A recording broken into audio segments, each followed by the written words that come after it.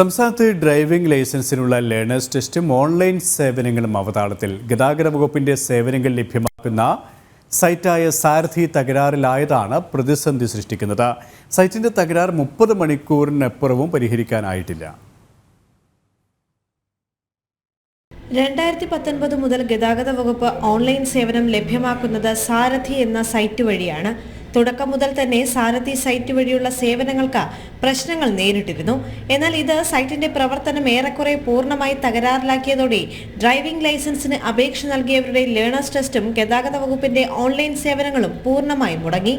ഇതോടെ ലേണേഴ്സ് ടെസ്റ്റിനായി ഇന്ന് എത്തിയവർ അടുത്ത ഡേറ്റിനായി ഇനി 1.5 മാസത്തിലധികം കാത്തിരിക്കണം.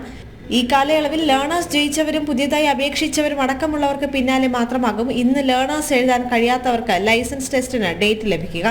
ഇതേ സാഹചര്യത്തിൽ തന്നെ ഓൺലൈൻ വഴി ലൈസൻസ് പുതുക്കുന്നതിനും വാഹനങ്ങളുടെ റീടെസ്റ്റ് അടക്കമുള്ള അടിസ്ഥാന സേവനങ്ങളും മുടങ്ങി. നിശ്ചിത തീയതികളിൽ ഇത്തരം സേവനങ്ങളുടെ ഫീസ് അടവ് സാധ്യമല്ലെങ്കിൽ വാഹന ഉടമകളും ലൈസൻസ് ഉടമകളും വലിയ തുകയാണ് പിഴയായി നൽകേണ്ടി വരുന്നത്. തകരാർ സംഭവിച്ച് 30 മണിക്കൂർ പിന്നിടുമ്പോഴും സൈറ്റിന്റെ പ്രശ്നം പരിഹരിക്കാൻ സാധിച്ചിട്ടില്ല.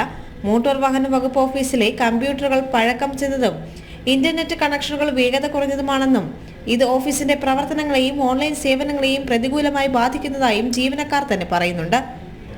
ജനം, കൊച്ചി.